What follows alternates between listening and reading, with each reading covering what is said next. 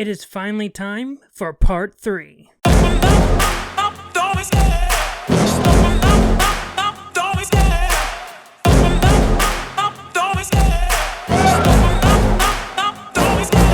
love the chase and the hunt, and I set the pace when I'm running. I always take what I want and I always give it 100. Don't need a bank, no I'm funded. Play the game like it's nothing. I'm always thankful for something. Don't take for granted, stay humble. Now wake up, it's time to look at the enemy.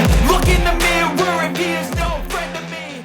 Hello everybody and welcome back to Pitch This here on the MrEliMac YouTube channel. I am your host, MrEliMac, and I am finally back with Phase 3 of What If the DCEU Was the MEU. And here we are going to be talking about the final few movies that happened in the DCEU and very much just wrapping all of this up. And if you've been interested in all of this that I've been doing from part 1, part 2, and now part 3, please be sure to hit the like button. Also subscribe to the channel, that way you can be up to date with all the videos I have here on the channel. Also hit the notification bell, that way you can be notified whenever a new video like this comes your way. Now let's get into it. Let's not dawdle anymore. We're going to be starting off with the Suicide Squad analog, which is the Thunderbolts, and the Thunderbolts team is very much Elektra Nachos serving as the Harley Quinn analog, Tony Masters aka Taskmaster serving as the Bloodsport analog, Penance, Robert Baldwin, formerly Speedball, now Penance, he is serving as the Peacemaker analog, US Agent continuing to serve as Rick Flag, Abomination serving as the King Shark analog, Thunderbolt Ross of course serving as Amanda Waller, Fool Killer serving in the Polka Dot Man role, and finally Diamondback serving the Rat Catcher role. And that's sort of the main team that we're going to be following, and very much it's them going to the country of Symkaria as there is this big revolution going on and they're trying to help stabilize the country for the benefits of the United States. And one of the revolutionaries that we're going to be seeing is Silver Sable. She's the main resistance player that we're going to be seeing, but we're also discovering that there was a secret little experimentation that was happening in Symkaria that was done by the United States, and to serve in the Starro role in the film, it is Fin Fang Foom. We are going to be having a big ass dragon that the team is going to be teaming up to go up against. US Agent would be killed by Penance because that would be Penance's role. Penance would also be killed in quotes. Fool Killer will die. The only members of the team that survive are Elektra, Taskmaster, Abomination, and Diamondback. But we'd also see members like Batroc, Beetle, and Fixer very much serve in the, hey, we're gonna pop in for a little bit and then we're gonna die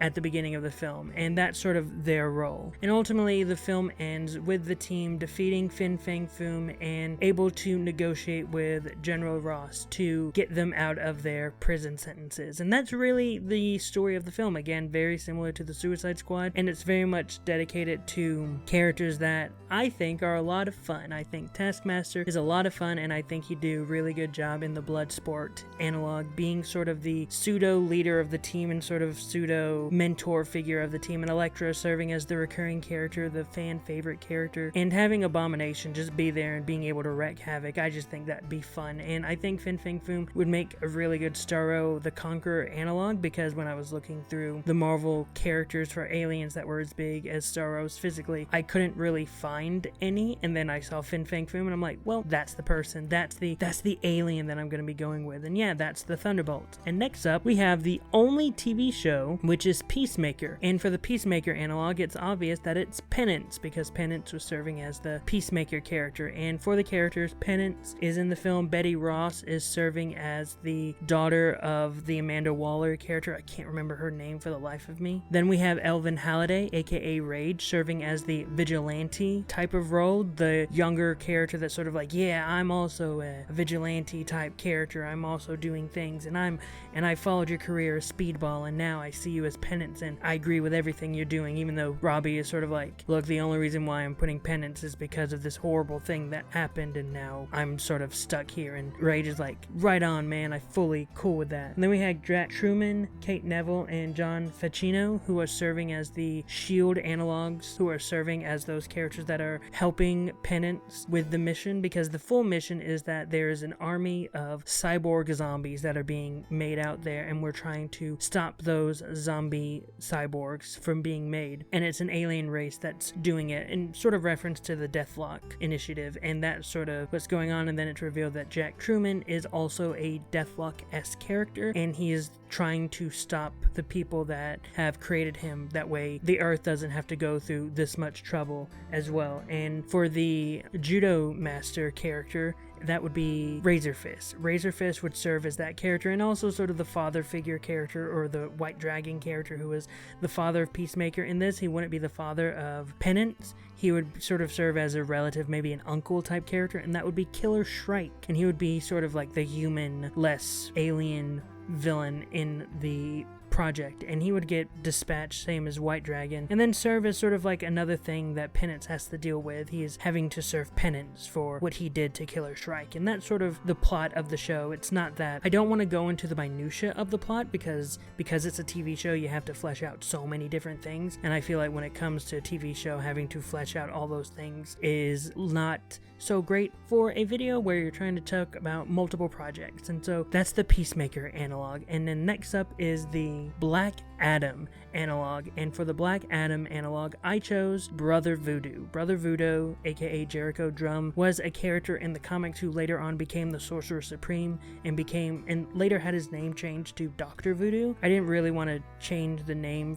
to Dr. Voodoo yet, because in the world of this universe, we would eventually see these two characters going up against each other, Brother Voodoo and Doctor Strange, and then see the redemption of Brother Voodoo, or see his change into being a sort of superheroic character. But we're not going to be seeing that, and in this universe, this is one where, Brother Voodoo is the one that goes through the main heroic journey, and he's trying to stop the main antagonist of the film, which is Parker Robbins, aka the Hood, who is dealing with demonic magic that is taking over and destroying Louisiana, New Orleans, and he will have a love interest named Laura Lee Tate, and Raymond Coker would be another character that would serve as like the human characters that he's trying to help. But for the heroic characters that are the Justice Society analog, those characters are the Defenders, and those characters specifically will be Kyle Richmond, aka Nighthawk, Chris Powell, aka Darkhawk, Heather Douglas, aka Moondragon, and Johnny Blaze, aka Ghost Rider. And Ghost Rider is serving as the Dr. Fate character, the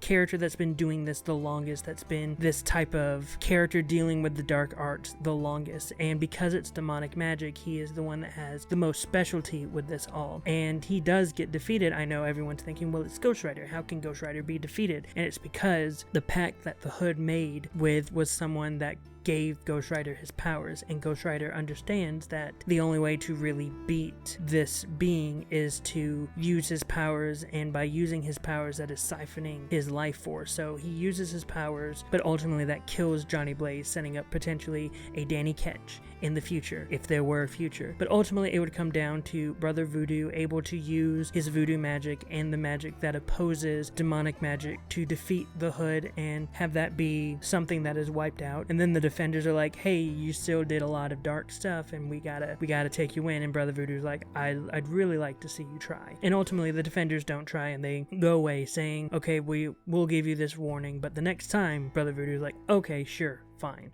And then he just sits in his little shanty house with his makeup, putting on his makeup, becoming the full Brother Voodoo. And that was the Black Adam analog. Now we're moving over to the Shazam Fury of the Gods analog, which is Doctor Strange Fury of the Nightmares. Me very much wanting to put a comic book character in this film instead of creating new characters, because that is hard for me. I don't like creating new characters, especially when it's a comic book film. There's a plethora of comic book characters that exist. Let's try to use them. Shazam Fury of the Gods use the Daughters of Atlas as the main antagonist, and I'm like, those aren't comic book characters. You could have probably found some god-related characters to be the main antagonist, but they created new ones. So for this one, I'm just using Nightmare as my main antagonist, with him having two henchmen of Cyrus Black and Embara, with Embara being sort of the one that is swayed to the good side. And in this one, Doctor Strange is sort of having to go into the realm of dreams and the realm of nightmares Nightmares to defeat Nightmare, the main antagonist, and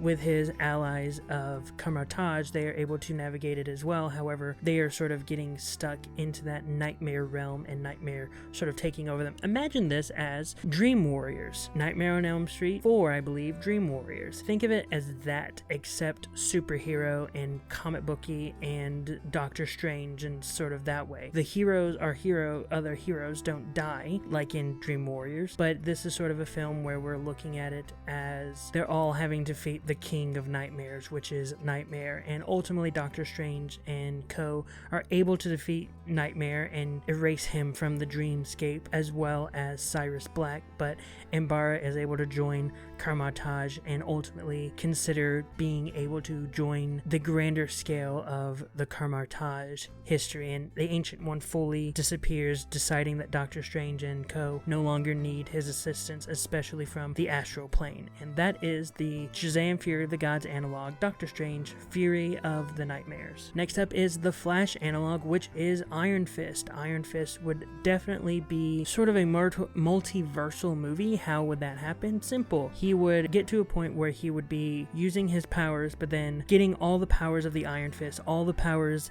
in from Kunlun, which is an astral, like sort of metaphysical, above all multiverses realm. He would use the powers to the point where he would wreak havoc to the multiverse, like basically punching it, sort of like what Superboy Prime did, punch the multiverse and created ripples, and then he would find his place in a location where everything is changed. Instead of Spider-Man, it's Spider-Girl, his daughter. Instead of the Daredevil that he knew, it is an older Daredevil, a more weathered Daredevil who's really like, I really don't want to do all this. And then he's trying his hardest to set the world right, especially when trying to defeat the big bad of, or one of the big bads of Kraven the Hunter, because we redo the Man of Steel, like how they did Man of Steel again, just without Spider-Man, and this one they're redoing whatever I named it, the Spider-Man movie from 2013. And it's just this time no Spider-Man, and Spider-Girl is just been in hiding this entire time. But then it gets revealed that the main antagonist has been a darker version of Danny Rand, who still goes by Iron Fist, but he looks very reminiscent to Steel Dragon. But then ultimately there is a fight scene between Iron Fist and Dark Iron Fist, but Dark Iron Fist ultimately relents and is able to fix the multiverse with a big old punch, and that reverberates throughout the world, and what we get is, oh, everything is back to normal, and oh wait, Daredevil looks different. He looks like he's from the late 90s. And yeah, that is the Iron Fist movie. Again, going over some of the plot stuff is very difficult because The Flash is such a hodgepodge of a movie that I did not enjoy it, and so trying to find a way to do something similar is difficult. I know some people would probably be like, don't try to be similar to those movies, try to do your own thing, but I feel like I want to try to keep the spirit of those original films when I do the analogs. Hence why with a lot of the analogs throughout the What If the MCU is the DCCU, I try to do similar aspects, and I'm trying to do that now. And yeah, Iron Fist was the hard one, and that is the Flash analog of the Iron Fist. Next up, we move over to the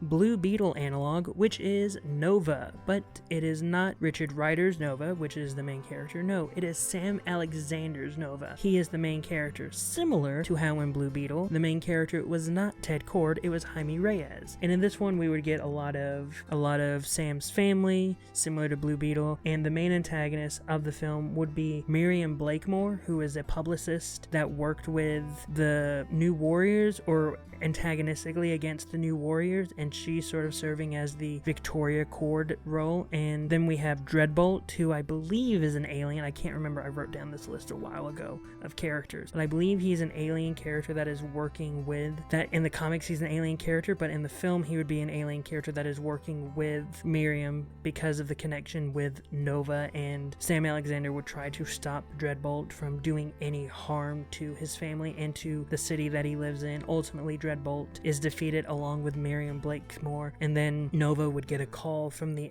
outer space to be like, hey, there's something more out here, there's an entire Nova Corps, and then Nova goes out into outer space to see what this Nova Corps is. And that's sort of the plot of the film, and Sam Alexander, main character. And we'd also have the character of Dr. Midas, who would serve as that doctor role, trying to help Victoria and Dreadbot Dreadbolt? Yeah, no, it's Dreadbot. Well, I've been saying Dreadbolt. It's Dreadbot. And yeah, he is sort of that doctor role that helped Victoria Cord and OMAC, but ultimately he got killed, and Dr. Midas would also get killed. Yeah, that is that film. That is the Blue Beetle Analog Nova. And finally, to wrap it all up, is the Aquaman and the Lost Kingdom Analog, Black Panther and the Hidden Tribe, where we would see Black Panther and Killmonger teaming up to stop Claw as he is looking for this hidden tribe that no one has been able to find. And I know when originally doing this idea, and I bet you're all thinking about it, wouldn't the hidden tribe be easy if it was Man Ape and M'Baku? Wouldn't that be the easiest hidden tribe? It would,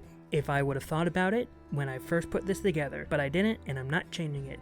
The main antagonist, the true main antagonist, who is the leader of the hidden tribe, would be Achebe, who is someone from the comics who is always smiling, or at least every time I saw an illustrated image of him, he was always smiling. But yeah, he would be the leader of the hidden tribe, and he would have demonic powers, like evil powers, and would want to try to destroy Wakanda. Ultimately, Claw would be killed because he was overexerting himself, and he would be just explode into energy, audible energy, and then Killmonger would start to get taken over by Achebe, but Black Panther would be able to save him. Killmonger, again, has a redemptive story, and Achebe would ultimately be killed and defeated, and ultimately the hidden tribe would be defeated and gone forever, and then Black Panther would stay in Wakanda with his wife and newborn child, because that's what happened in Aquaman. And that is the end of What If the DCEU was the MEU Phase 3, and that is the end of this series as well. So yeah, not a big series for this one, and honestly, this was a series that I really didn't have a lot of ideas for, because when I was first pitched this from the audience, I was like, oh,